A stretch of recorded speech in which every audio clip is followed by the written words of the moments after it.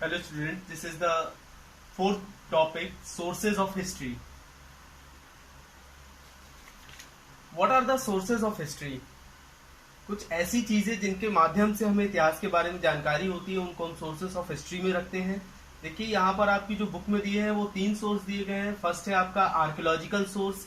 Archaeological source यानी पुरातात्विक स्रोत। पुरातात्विक स्रोतों के अंदर क्या आते हैं? बिल्डिंग्स आते हैं, मॉन्यूमेंट्स आते हैं, टूल्स आते हैं, पोट्री आती है, आर्टिफैक्ट्स आते हैं, ज्वेलरीज आती हैं, इंस्क्रिप्शंस आते हैं, क्वाइंस आते हैं।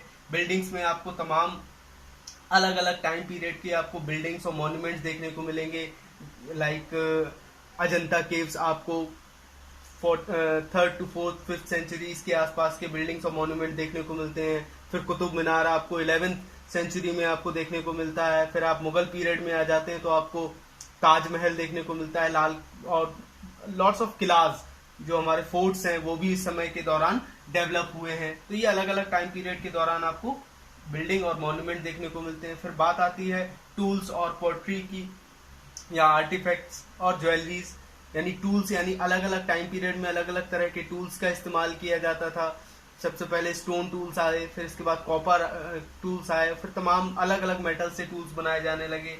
फिर इसी तरह से पोट्री का भी डेवलपमेंट जो है वो लगभग इंडस वैली सिविलाइजेशन से ही इसकी शुरुआत हो जाती है। फिर इसके बाद इसमें तमाम तरह के चेंज हमें देखने को मिलते हैं, अलग अलग तरह के आर्टिफैक्ट्स हमें देखने को मिलते हैं।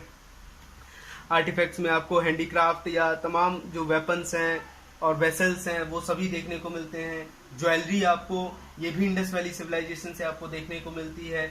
तमाम तरह के जो इंस्क्रिप्शंस हैं, शिलालेख हैं जो मौर्यन एज से भी काफी फेमस रहे, जिनमें अशोक का जो टाइम पीरियड रहा उसके दौरान इंस्क्रिप्शन का बहुत ज्यादा महत्व है। फिर इसके बाद अलग अलग जो किंग्स हुए हैं उन्होंने अपने टाइम पर कॉइन्स का जो चलन है वो शुरुआत किया। इसी कड़ी में जो इंस्क्रिप्शंस है, the study of inscription. Inscriptions का मीन्स होता है शिलालेख। शिलालेख मतलब आपने देखा होगा कुछ ऐसे भी उस समय पुराने समय में क्या होता था जब कागज नहीं हुआ करता था या तमाम ऐसी चीजें नहीं हुआ करती थी जिन पर लिखा जा सके, तो उस वक्त चीजों को पत्थरों पर लिखवा दिया जाता था। पत्थरों पर लिखवा दिया जाता था, दीवारों पर लिखवा दिया जाता था, खंभों पर लिखवा दिया जाता था, तो उन्हें इंस्क्रिप्शन कहा गया। और इसी स्टडी ऑफ इंस्क्रिप्शन को एपिग्राफी कहा जाता है। और ठीक उसी तरह से जो कॉइन्स की स्टडी की जाती है, यानी जो प्राचीन सिक्कों की जो स्टडीज है उसको हम न्यूमिस्मेटिक कहते हैं, न्यूमिस्मेटिक स्टडीज। अब जो सेकंड सोर्स है हिस्ट्री के बारे में वो है लिटरेरी सोर्स। लिटरेरी सोर्स भी 2 तरह के होते हैं, रिलीजियस और सेक्युलर। रिलीजियस यानी धार्मिक और सेक्युलर यानी धर्मनिरपेक्ष। तो रिलीजियस में आपको कौन कौन से आ जाते हैं, जिनमें रामायण, महाभारत, जहां पर आपको यहाँ पर राम, और महाभारत में आपको कृष्ण और तमाम पांडवों और कौरवों के बारे में देखने को और जानकारियां आपको मिलती हैं। तो ये एक तरह से रिलीजियस टेक्स्ट है। जबकि सेकुलर जो है वो अर्थशास्त्र हो गया, जिनमें जो कौटिल्य के द्वारा लिखा गया, पंचतंत्र डॉक्टर विष्णु शर्मा के द्वारा लिखा गया, ये सभी जो है वो सेकुलर हैं।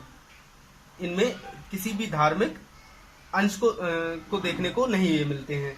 फिर तीसरा जो टर्म दिया गया है वो है ओरल हिस्ट्री। बहुत सारी हिस्ट्री का जो ऐसा पार्ट है जो लिखा नहीं गया या जिसको किसी भी तरह के आर्कियोलॉजिकल सोर्स के द्वारा नहीं मिला, जबकि वो ओरली कन्वर्ट हुआ, जैसे कि स्टोरीज के माध्यम से, बैलेट्स ऑफ एबल्स यानी गीत और कविताओं के माध्यम से जो है वो एक जनरेशन से दूसरी जनरेशन में ट्रांसफर होता है।